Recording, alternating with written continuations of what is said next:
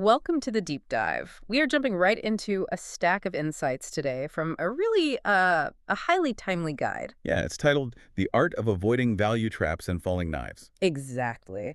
And the mission for this deep dive is to decode the psychological and, the mechanical traps of a sudden stock market sell-off. Right, because we want to help you figure out the dividing line between a brilliant bargain, A once-in-a-decade deal. exactly, a brilliant bargain versus a dangerous financial trap. It's arguably one of the most critical analytical frameworks an investor can develop. It really is. The core premise of the guide we're analyzing today is that our own cognitive biases actively work against our financial interests when volatility spikes. And the text gets incredibly granular about why otherwise analytical, disciplined people end up making the most expensive mistakes of their careers during a market panic. They do. It's not just the amateurs. Okay, let's unpack this because the market context the guide uses to set the stage is a dramatic yet entirely familiar scenario. Oh, very familiar. We are looking at a situation where the Dow plunged 620 points on a single Friday. Right. Triggered by a hotter-than-expected wholesale inflation report. Yeah, it was the kind of print that immediately rattles the broader indices.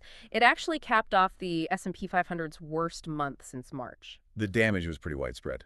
Definitely. The Nasdaq dropped 2.5% and the S&P 500 was down 0.4% for the month.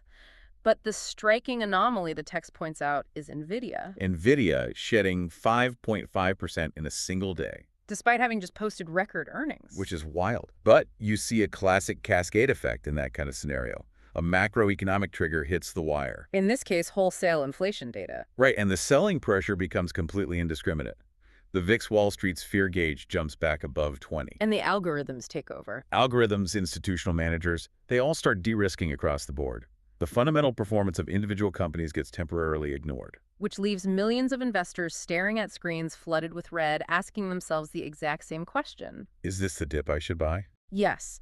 You look at your portfolio, you see high-quality companies trading at a significant discount to what they were a week ago, and the immediate instinct is to deploy cash. It is a totally natural instinct. But the guide actually validates that, right? It does. It validates the instinct, but immediately warns that a market in free fall is where wealth is often destroyed just as quickly as it's created. This is exactly where expensive mistakes happen. So let's get into the mechanics of that. We should define the dramatic Wall Street term the guide uses. Catching a falling knife. Catching a falling knife. It's such a visceral image. This happens when you buy a stock that is down significantly, 30%, 50%, or even 80%. Simply because the current price feels like a massive bargain relative to its historical high. Right. It feels like a steal. What's fascinating here is the irony of who actually falls into this trap most often. The source material points out that it isn't the reckless day traders. Or the momentum chasers throwing darts at a board. No. The investors who catch falling knives the most are actually value investors. Which seems counterintuitive. It does. They are market participants who genuinely believe they are being smart. They think they are operating with an analytical edge. The text attributes a lot of this to a sort of hero complex. A hero complex, yeah. It's inherent in value investing. There is this deeply ingrained desire to be the hero of a classic before and after financial narrative. Everyone wants to be the one who swooped in, absorbed the panic, bought at the absolute bottom, and rode the recovery. Exactly. The guide uses a very clean example for this. Imagine a stock previously trading at $100 suddenly drops to $40. To a value-oriented mind, it feels as though the market is handing over a 60% off gift on a silver platter. But that perception of a discount is dangerous. It's entirely driven by anchoring bias. This is the psychological culprit here. Anchoring bias. Yes, your mind permanently attaches itself to that $100 peak price. It clings to it. Like that's the only truth. Right, it treats that past valuation of $100 as the asset's absolute real value. Right. And once the brain is anchored to that mark, a very sneaky, very dangerous logical leap occurs. The investor assumes that because the asset is cheaper today, it must be safer. Exactly. Because it's cheaper now, the risk of holding it must inherently be lower. But the guide actively dismantles that logic. It counters with a pretty harsh truth. Very harsh. It states unequivocally that in public markets, falling prices frequently correlate with rising risk. Not diminishing risk. Right. Markets usually cut prices for a reason. The market is constantly pricing in forward-looking expectations. So a severe haircut from $100 to $40 usually indicates a structural deterioration in the underlying business reality. Assuming the broader market is simply mispricing the asset without having a rigorous, quantifiable thesis to prove why the market is wrong is a recipe for disaster. You're just guessing at that point. You are. The market routinely slashes valuations because the terminal value of the business has fundamentally shifted. And if you ignore that possibility, buying the dip transitions from a value play to catching a falling knife. You're just getting cut. Here's where it gets really interesting, because the guide didn't just tell us to avoid all falling stocks. Right, because we know buying the dip can work. It's a proven wealth-building strategy when executed correctly. So the text draws a very hard line between a true bargain and a value trap. This is the crucial distinction. Let's outline the traits of a true bargain first. The source defines it simply as a good business in a temporary mess. Temporary being the key word. Right. It retains a solid balance sheet, a real, verifiable competitive edge, and capable management. To contrast that with a value trap. A mirror image. Exactly. A value trap is a structurally shrinking business that is just hiding behind a low price. The foundation of the company is quietly rotting. And the warning signs are usually right there in the open, right? Almost always legible in the financial statements. You'll see consistently weakening cash flow. Climbing debt loads. Yes, climbing debt and a broader secular shift indicating that the industry is evolving past the company's core product or service. So the trap looks like a discount only because it used to command a premium. Precisely. Right. Which brings us to the overarching core rule the guide hammers home. Fundamentals matter infinitely more than a discount sticker. Infinitely more. Balance sheet strength, cash flows, competitive durability if those are broken.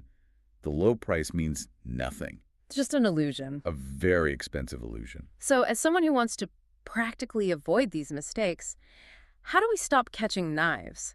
The source material transitions into a highly actionable toolkit here. It's a fantastic step-by-step survival guide. Let's break down these actionable steps. Step 1 focuses entirely on business stability. Right. The mandate here is don't fall in love with a low price until you see proof of life. And what does proof of life actually look like, according to the text? You can't rely on a low valuation multiple. You need to see steady, recurring revenue. You need real positive free cash flow even during the downturn. And the competitive moat. Yes, the guide emphasizes the need for a durable, competitive moat. Some structural advantage keeping their customer base from wandering off to competitors when the macro environment tightens. Without that stability, you don't actually hold an investment thesis. You hold a lottery ticket. That's a great way to put it. And that requirement for stability flows directly into step 2 of the toolkit. The danger of debt. Leverage acts as a massive accelerant during a market panic. The text warns that heavy debt burdens transform a normal cyclical downturn into a literal survival test. Because the debt forces a timeline on the company. Exactly. Even if the core product is great and the customers are loyal, a company needing refinancing at the exact wrong time can trigger a catastrophic outcome. Like a credit freeze or a high interest rate environment. Right. They might be forced to refinance at punishing rates or issue heavily dilutive equity. Which effectively wipes out the existing shareholders before the broader market ever has a chance to recover. And that risk is so often mispriced by retail investors looking at historical charts. They see a $40 stock, but they don't see the $2 billion debt maturity wall approaching in 6 months. That is terrifying, which makes step 3 demanding a margin of safety absolutely vital. It really is. The guide phrases this beautifully. Treat your valuation model as a stress test, not a victory lap. That framing completely shifts the mindset. Be conservative with your assumptions. Instead of plugging optimistic growth numbers into a model just to justify buying the stock, the text advises the exact opposite. You actively try to break your own model. You assume inflation remains sticky. You assume supply chains stay fractured, operating margins compress. You model for a higher cost of capital and lower consumer demand. The objective is to see if the current valuation still offers downside protection, even if everything stays bad. Even if the macroeconomic headwinds persist far longer than anyone expects.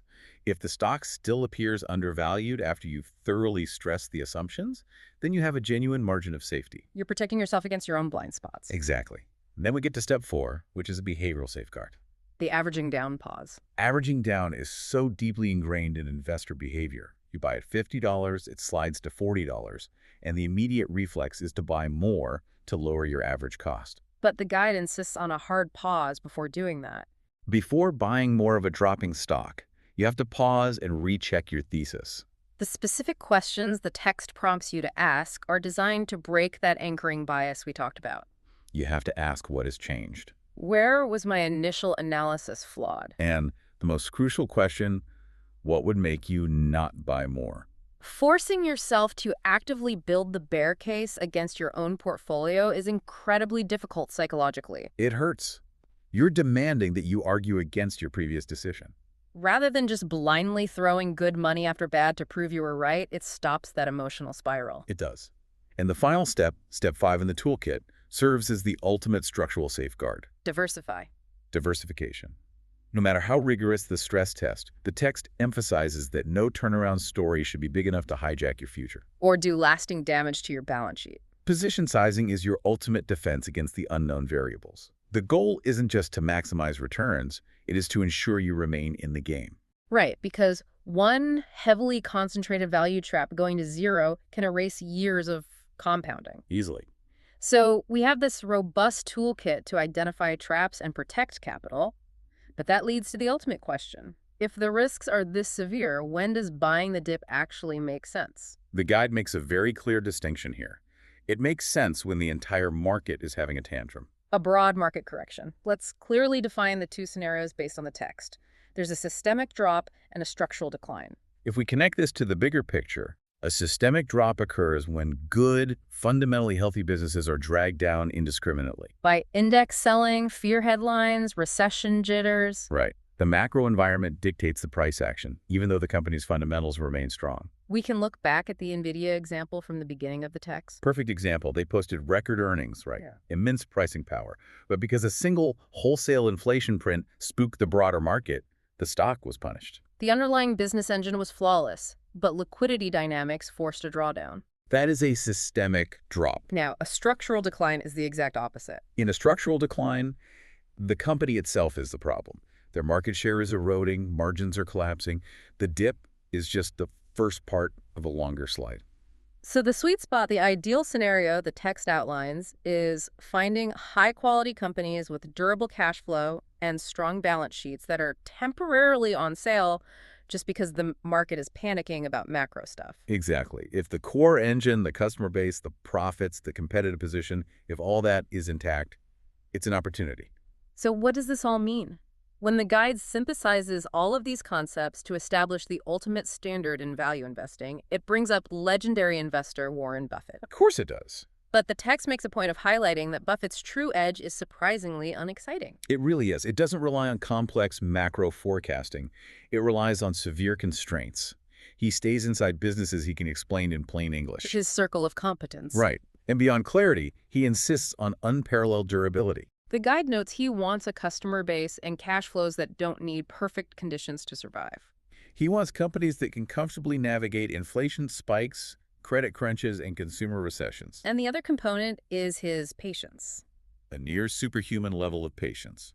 He waits for the rare moment when a strong business meets a fair price. He refuses to lower his standards just because the market is active. That discipline culminates in the final, resonant metaphor from the text. It's the golden rule of risk management. The simplest way to avoid catching a falling knife is to pick it up from off the ground. I love that. It strips away the ego of trying to call the absolute bottom. There's no prize for absorbing the volatility of a free fall. By waiting for the dust to settle, for the knife to hit the floor, you might forfeit the first few percentage points of the recovery. But in exchange, you entirely eliminate the existential risk of the stock continuing its slide to zero. We have dissected a massive amount of market psychology and mechanics today. We really have.